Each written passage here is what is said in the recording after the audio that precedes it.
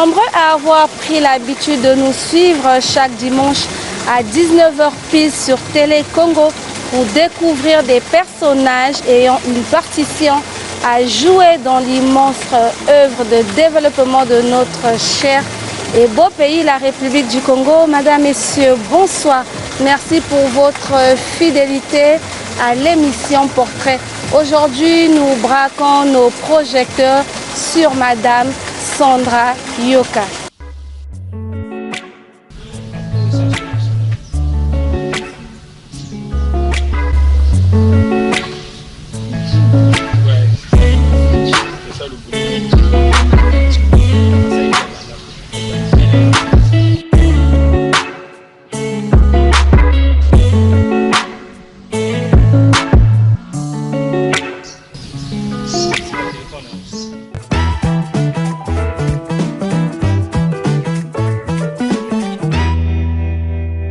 Bonsoir Madame Yoka. Bonsoir Madame. Bienvenue sur le plateau de l'émission Portrait. Merci pour votre invitation. Dans quel état d'esprit êtes-vous? Ça va, relax, ça va. Madame Sandra Yoka sur le plateau de l'émission Portrait. D'aucuns se poseraient la question de savoir qui est-elle et que fait-elle dans sa vie de tous les jours. Pour le savoir, je vous invite à suivre son portrait dressé par notre chroniqueur Ange Clotaire et c'est tout de suite.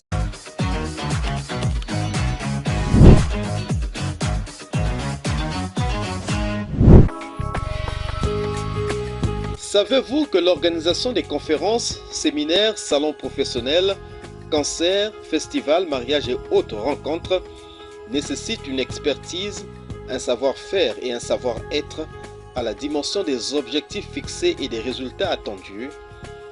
Réponse affirmative de Sandra Yoka qui monte aujourd'hui sur le plateau de l'émission Portrait.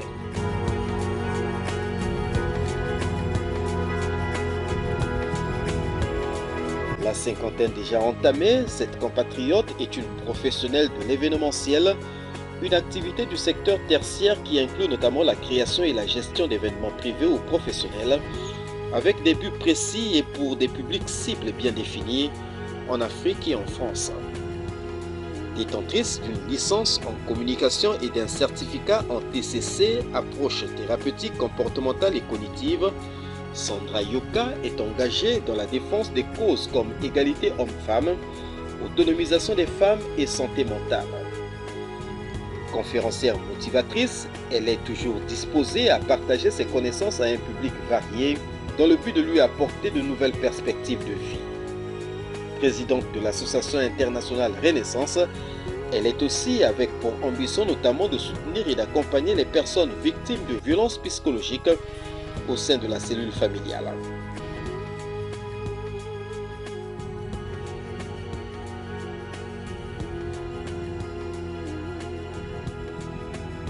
Passionnée de belles lettres, Sandra Yoka l'est encore, avec à son actif une œuvre autobiographique intitulée « Le lien qui aiguisa mon âme », œuvre dans laquelle elle retrace son parcours marqué par des épreuves, des trahisons, des rejets et des violences psychologiques.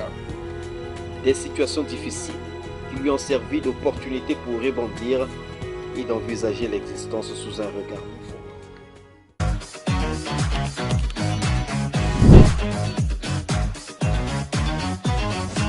De retour sur ce plateau, Madame Sandra Yoka, vous venez là de suivre brièvement votre portrait dressé par notre chroniqueur.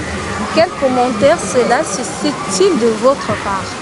Il me convient parfaitement et je le reçois avec humilité et gratitude. Vous êtes une professionnelle de l'événementiel depuis quelques années.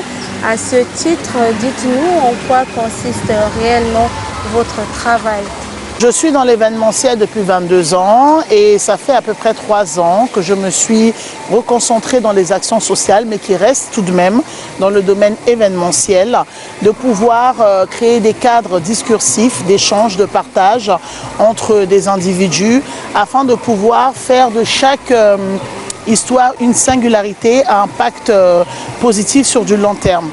nous sommes un peu les héros dans l'ombre, comme on dit, parce que quand il y a des grands événements, on voit la tribune, la façade, mais on ne sait pas tout le travail émotionnel, énergétique, physique que cela demande derrière les rideaux. Prenons un événement annuel comme la célébration de l'indépendance du Congo, dont le point culminant est le 15 août 2025 et il sera célébré le défilé civil et militaire au boulevard Alfred Raoul.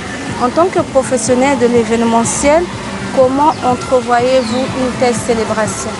C'est un grand événement qui est un vecteur d'unité nationale. Donc bien évidemment, ça demande beaucoup d'engagement, beaucoup de déploiement de personnel, d'énergie, de réflexion, de partage, de préparation, tant physique que psychologique et morale, pour mener à bien le déroulement de cet événement à échelle nationale. Et c'est très important, pourquoi? Parce que les personnes qui viennent s'asseoir sur l'estrade ne sont pas en fait dans les conciliabules, elles ne savent pas ce qui se passe derrière le rideau, elles ne savent pas les efforts fournis. C'est des nuits d'insomnie, c'est beaucoup de travail, tant dans la décoration, dans la sonorisation, dans l'ajustement, dans le traiteur et toutes ces choses annexes en fait qui font que ça permet la réussite de cet événement, donc qui allie également solennité esthétique et participation citoyenne. Vous vous présentez aussi comme une motivatrice. Quelles sont les thématiques que vous abordez? Celles-ci ont-elles un lien avec la psychologie? Absolument, absolument, parce que je ne suis pas qu'une conférencière motivatrice, je suis également une autrice engagée dans la lutte des violences psychologiques et la fondatrice et la présidente d'une association dédiée à la reconstruction des identités brisées et également à travers mes actions, en fait, je travaille à impulser un changement sur le regard autour des questions de santé mentale. Pourquoi avoir créé cette association? Avez-vous subi des violences dans votre vie ou ça part d'un sentiment tout à fait normal envers son prochain? Mon parcours est celui d'une actrice principale, on va dire, sans aucune fiction, qui a été emprisonnée dans les raids, on va dire, d'une symbiose familiale toxique, marqué par de l'abandon, de l'emprise, de la domination, du rejet et toute autre perversion narcissique qui s'installe insidieusement, mais de manière très méthodiquement en fait, et qui finissent par vous détruire l'identité. Donc j'ai décidé vraiment de faire de cette douleur, bien qu'elle ait été profondément dévastatrice, un levier collectif, d'où la raison d'avoir créé cette association pour venir en aide, être la voix des sans-voix et venir en aide aux personnes qui subissent des violences psychologiques de toute forme dans le silence. Indiscrétion, Madame Yoka, avez-vous grandi avec vos deux parents? Je n'ai pas grandi avec mes deux parents. Je peux comprendre. Poursuivant cette émission, vous venez là de souligner que vous n'avez pas grandi avec vos deux parents. Quel est cet événement qui vous a que vous avez subi dans votre chair, qui vous a traumatisé au point de vouloir vous aussi un jour aider ces personnes qui subissent les mêmes sévices que vous avez suivis enfant? Si vous pouvez nous donner un seul exemple, bien entendu si et seulement si vous êtes à l'aise. Comme je viens de le souligner, en fait, j'ai grandi avec mes deux parents. Je n'ai pas grandi aussi avec mes deux parents de manière constante et permanente. Parce que, bon, comme on le voit dans beaucoup de familles, hein, il y a des séparations, des remises de couple, des séparations, ainsi de suite. Et mon enfance, en fait, j'ai eu la chance vraiment de grandir au sein d'une famille où il y a une bonne assise, mais où j'ai subi des violences émotionnelles, d'accord, et une carence affective qui, malheureusement, au fil du temps, s'est accumulée et a fait en sorte que je puisse être blessée dans ma chair et avoir parfois des réactions un peu vives. C'était comme un appel, en fait, indirectement, sans me rendre compte, en fonction de ce que j'avais subi et vécu. Et ce n'est qu'en grandissant, en comprenant beaucoup de choses et en aidant ces personnes, justement, que j'accompagne aujourd'hui, que j'ai trouvé une sorte de thérapie personnelle pour pouvoir donner un sens à mes souffrances. et en faire un vecteur de progrès, tout simplement. Voilà. Et les événements, ils sont multiples. Hein. L'une des casquettes que vous portez aussi est d'une femme écrivaine et vous avez déjà 2 ouvrages à votre actif. Dites-nous d'où vous vient cette envie, cette motivation pour l'écriture et parlez-nous un peu de mots de votre premier ouvrage. En fait, ce qui m'a libérée de ce carcan, ce sont 2 piliers fondamentaux. À savoir l'écriture et la prière. L'écriture a eu une fonction cathartique qui a été, comment je peux dire ça, un réel premier pas pour pouvoir connaître mes blessures personnelles. Et la prière, quant à elle, ça a été en fait une forme de lien entre ma souffrance et ma résilience. Et la prière, quant à elle, m'a permis de rediriger mon regard vers l'intérieur, de pouvoir me reconnecter avec mon essence et surtout de pouvoir entendre une voix qui était beaucoup plus grande que celle des autres, qui est ma propre voix. Parce que je n'ai pas décidé tout simplement de survivre, mais j'ai fait le choix de vivre pour revivre. Et justement, c'est l'intitulé de mon second ouvrage, qui paraîtra le 20 septembre prochain à Paris, lors de mon vernissage.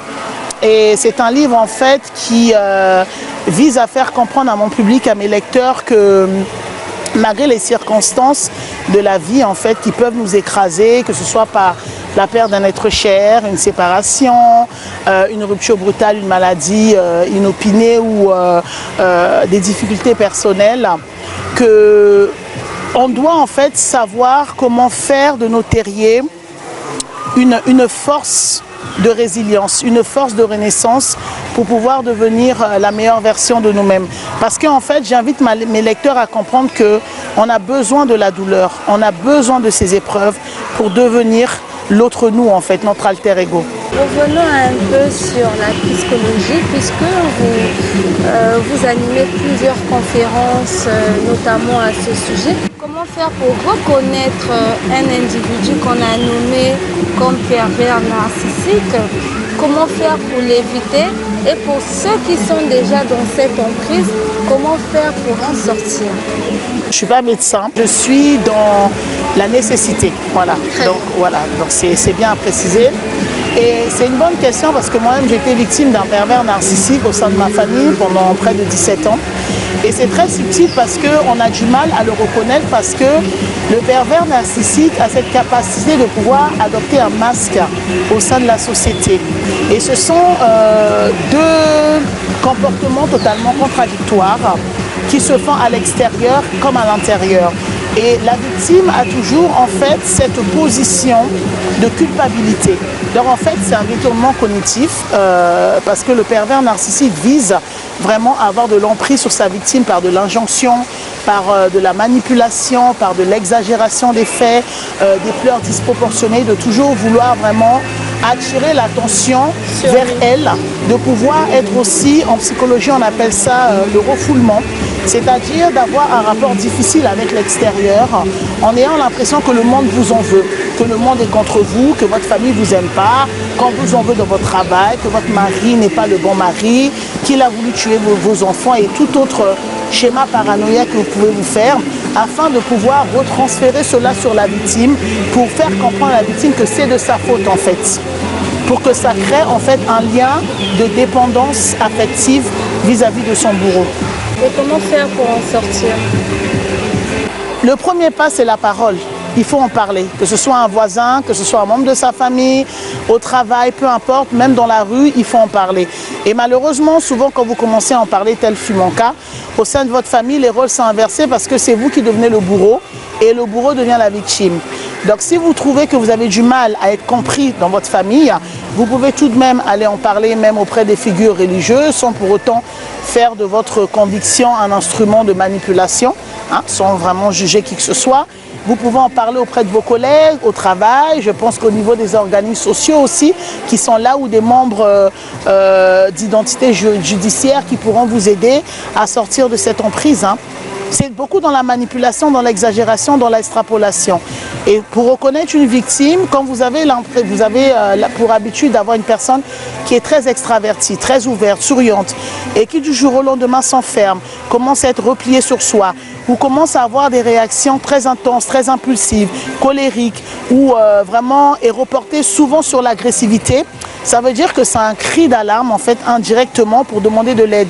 Mais malheureusement souvent on n'a pas l'habitude de pouvoir nommer nos blessures, nommer nos souffrances, parce que nous-mêmes personnellement en tant que victimes, on ne sait pas ce que l'on a, on ne sait pas ce que l'on ressent, et c'est ça qui est difficile, et parfois ça peut, si c'est pas pris en fait de manière précoce, ça peut briser toute une vie en fait. La prise en charge, hein, je parle, bien sûr. Madame Yoka Sandra, vous allez animer le 28 juin prochain à Brazzaville une conférence sur la schizophrénie. Quel est le but que vous poursuivez? L'idée de cet événement est née lors de mon échange avec ma consoeur, Madame Okuo Belchila, avec qui je partage l'affiche de cet événement qui est basé sur la schizophrénie, parce que lorsqu'elle m'a partagé son projet, j'ai immédiatement en fait sauté sur la pertinence de pouvoir conjuguer nos réflexions communes pour cette cause juste qui est encore trop souvent tue au sein de nos communautés africaines. La schizophrénie est très méconnue de nos sociétés et nos missions sont doubles, elle et moi. La première est vraiment de pouvoir briser les tabous socioculturels qui favorisent l'ancrage de ce fléau, d'où la stigmatisation. Et la deuxième, c'est vraiment en parler, parce que quand on commence, au commencement était la parole, hein, même la Bible dit. En parler, c'est vraiment de pouvoir redonner une dignité aux victimes et qui sont malades, qui sont stigmatisées et qui se terrent dans le silence avec ce lourd sentiment de rejet et d'exclusion sociale, tout simplement. Voilà, et je vous invite vraiment à venir nombreux à cet événement, en parler, de pouvoir communiquer, partager. L'entrée elle est gratuite. Ça se passe au rectorat de Brazzaville. À partir de 9h, on vous attend dans un espace chaleureux, convivial, bienveillant pour pouvoir justement débattre sur toutes ces questions. Il y aura des professionnels de santé, à savoir des psychologues, des psychiatres, des acteurs sociaux et des membres de l'identité judiciaire pour pouvoir mettre en avant cette cause noble. Voilà. Madame Yoka, les regrets sont des sentiments qui hantent parfois l'existence de l'être humain. Dans votre parcours, quels sont les choix que vous avez faits et qui dérangent votre présent? Mon plus profond regret, c'est d'avoir cru vraiment avec une grande candeur que le lien de sang était synonyme de protection. Cette illusion, en fait, m'a mené à devenir vulnérable, aveugle parfois, aveuglée. Et malheureusement, m'a conduite en fait à revivre, hein, par ricochet, en fait, les mêmes schémas au travers de mon enfant aujourd'hui.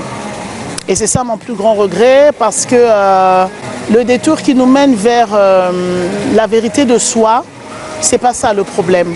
Et même si aujourd'hui on est dans l'errance, les errances nous façonnent, le plus important c'est vraiment de pouvoir exploiter le vrai sens de cette errance en fait. Si vous étiez donné la possibilité de remonter le temps, feriez-vous les mêmes choix? Si depuis l'au-delà, dans le monde astral, on vous demandait de choisir votre, on va dire, votre famille, votre époux, vos enfants, feriez-vous les mêmes choix? Surtout concernant la famille. Choisirez-vous encore la même famille parce que votre mal vient du milieu familial? Est-ce que vous souhaitez revivre encore dans la même famille, dans une autre vie par exemple? Je ne regrette pas la famille dans laquelle je suis arrivée, où Dieu m'a mise, parce que, comme on dit, à quelque chose, malheur est bon. Mais si je pouvais changer quelque chose, j'aurais demandé au Seigneur de faire que je ne sois pas dans cette famille, tout simplement. Mais aujourd'hui, on avance, On est une boussole en fait au milieu de la forêt. Et on regarde les 4 points cardinaux, on demandait à Dieu où est-ce qu'il continue à nous mener. Tout simplement. Si vous étiez donné la capacité de faire revivre un défunt, sur qui porteriez-vous votre chant en premier? Pourquoi? Bien évidemment mon père. Bien évidemment mon père. Pourquoi? Parce que tout d'abord j'aurais tellement voulu lui dire les mots que le temps et la pudeur ne m'a pas permis d'exprimer. Mais surtout, j'aurais vraiment voulu que nous puissions unir nos plumes afin d'avoir une œuvre commune qui allierait la justice intérieure et la mémoire émotionnelle, psychologique. Où j'ai même, pendant que je vous parle, il y a même un titre bêtement qui me vient à la tête, bon, même si ce sera plus possible parce qu'il n'est plus, où on parlerait de la vraie justice qui commence lorsque l'indescriptible est nommé en fait. Voilà. De pouvoir avoir une œuvre commune avec mon père. Vous venez de le souligner sans contexte, parmi les mauvais souvenirs de votre vie, il y a la disparition récente de votre père. Au-delà de cette perte, quelles sont les valeurs qu'incarnait ce dernier et que vous souhaitez compter pérenniser? Mon père était un homme de droiture. Mon père était un homme de profondeur. Mon père était un homme de constance. Son oui était un oui, son non était un non. Et ça, quelle que soit la circonstance. Le 18 avril, lorsque j'ai appris son départ, je me trouvais au volant de ma voiture. Et ce jour-là, une partie de moi s'est éteinte avec lui. Mais ce qui a été le plus douloureux, c'est l'indescriptible privation de partager en fait ces derniers moments à ses côtés par des personnes proches de ma famille qui l'avaient décidé. Et pourtant, la mort, lorsqu'elle part, elle emporte le corps, mais elle n'emporte pas le lien. Et ça, c'est quelque chose que l'on ne pourra jamais me retirer. Parce que j'ai la plume de mon père. J'ai la plume de mon père et j'en suis fière. Peu importe les circonstances, peu importe les conditions, j'ai la plume de mon père, je le redis haut et fort. Et je prône en fait à défendre ce qui me semble juste, comme mon père. Voilà, quand il avait une décision, quelque chose, il allait jusqu'au bout, il ne tarissait pas et vraiment c'est quelque chose qui m'a laissé, je suis fière de le porter. Et il y a même une phrase qu'il a eu à dire dans un de ses ouvrages, à propos d'un rescapé, que vous faites votre devoir, je fais le mien. Chacun a son devoir, je ne sais plus trop, quelque chose comme ça. Le reste révèle de la méthode. Voilà. Et ce sont ces mots qui m'accompagnent. Mais je ne me rappelle plus trop exactement la dernière phrase, mais ce sont ces mots qui m'accompagnent aujourd'hui. C'est bien de garder des bons souvenirs de votre géniteur. La mort n'arrête pas l'amour. Exactement. On le dit. Voilà. Madame Yoka, à côté des mauvais souvenirs dans l'existence, il y en a également des bons. Quels sont les bons moments que vous avez vécus et que vous chérissez, si vous souhaitez naturellement les partager avec nous? Un des moments particuliers qui m'a marqué, c'est quand j'ai commencé au tout début de mes premières conférences à intervenir. J'étais toute frêle et j'ai pris la parole en disant que, en parlant de mon histoire, parce qu'aujourd'hui mon témoignage est un outil de travail qui vise à inspirer de nombreuses personnes. Et je disais qu'ils m'ont certes brisée, mais ils ne m'ont pas détruite. Et je disais également qu'ils ont tenté de m'effacer, mais ils m'ont permis de renaître en fait, de me redéfinir, de me réinventer, on va dire. Et j'aspirais en fait le public de pouvoir se donner le droit d'exister, de pouvoir se donner le droit de vivre, d'être ce qu'elle est avec ses imperfections, parce que la vie c'est telle qu'elle est. Et les personnes qui étaient là, il y avait une dame en face de moi, très belle, hein, vraiment, où je ne pouvais pas du tout soupçonner qu'elle intériorisait tant de souffrance. Elle s'est levée, elle a pris le micro, elle m'a dit « Madame, rien que par vos mots, j'ai pris la décision de ne plus me taire.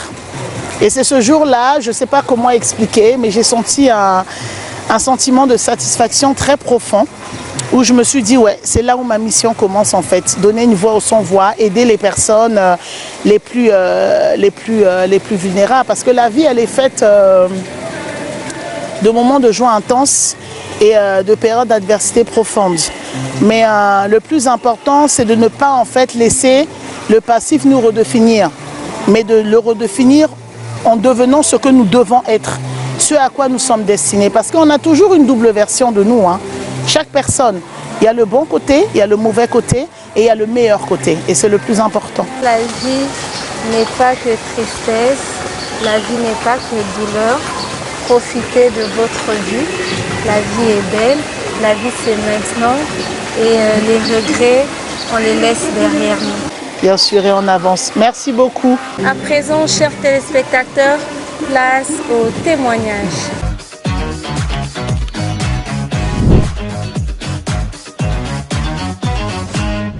Madame Sandra Yoka, c'est ma maman. Je la connais depuis que je suis née. Elle est très gentille, c'est quelqu'un de très amusant. Elle est très sympa.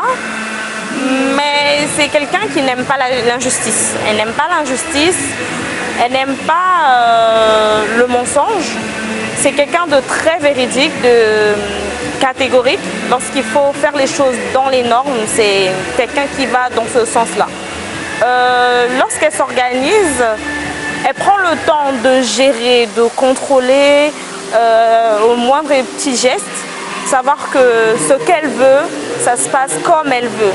Par rapport au travail qu'elle fait, elle reste dans sa peau. C'est le fait d'aimer son travail et vouloir aider ces personnes dans des difficultés. Donc, elle n'est pas différente, elle est plus ouverte, plus sociale, parce que ces personnes dans des difficultés ont besoin d'un soutien, ont besoin d'une personne à l'écoute.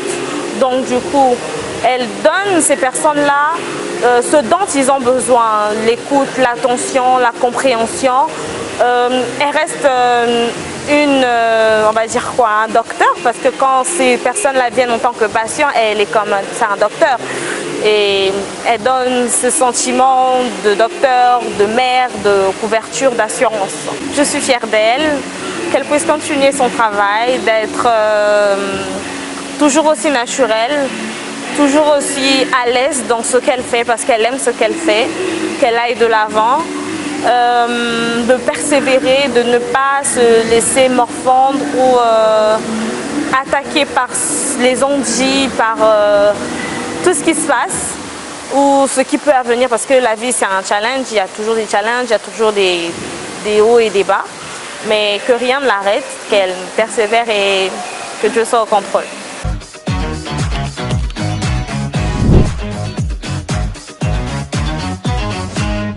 Nous venons de suivre ce témoignage donné par Madame Doungangol Daphné. Quel commentaire cela vous inspire? C'est gratifiant et ça renforce mon estime, ma résilience d'avoir des personnes qui croient en moi avec mes erreurs, mes imperfections, mais qui m'acceptent telle que je suis avec mon authenticité, tout simplement. À présent, place au loisir.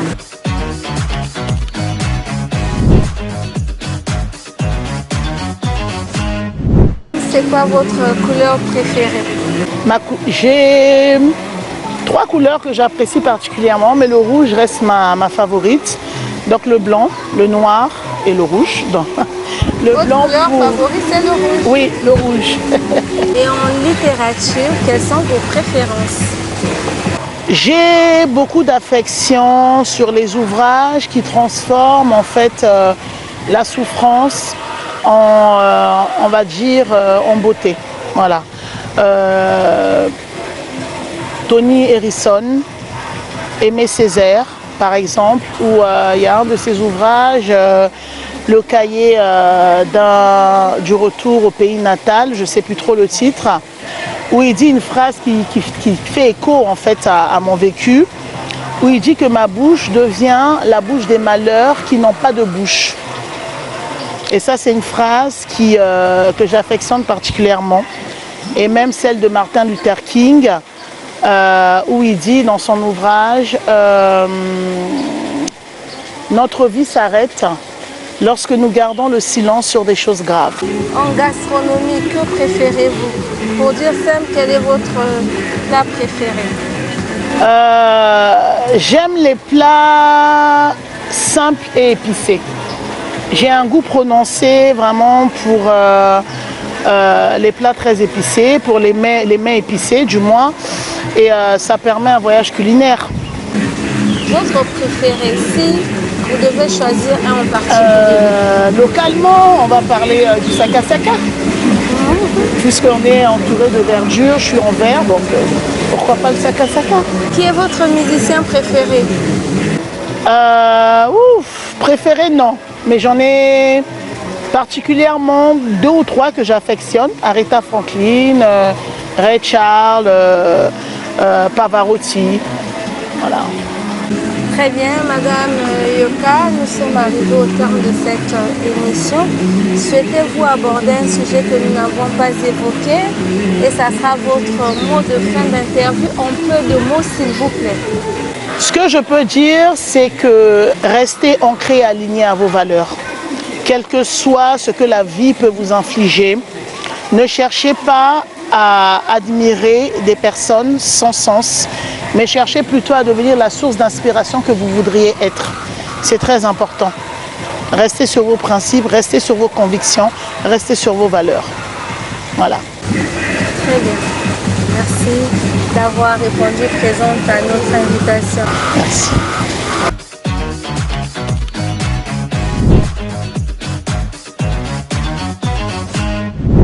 Pour Madame Sandra Yoka, les blessures sont aussi des opportunités de croissance. Je ne saurais clore cette émission sans dire un grand merci à Valentin Oko, directeur de la presse présidentielle qui accompagne l'émission et le magazine Portrait. Merci également au directeur de la télévision nationale congolaise, André Ondele, qui lui aussi apporte sa touche particulière au bon rayonnement de cette émission. Merci à toute l'équipe technique de l'émission Portrait, sous la supervision d'Aline France et Tokabeka, directrice des programmes de Télé Congo. Merci aussi de nous avoir suivis. S'il plaît à Dieu, je vous donne rendez-vous dimanche prochain, 19h sur Télé Congo pour découvrir un nouvel invité. D'ici là, prenez soin de vous.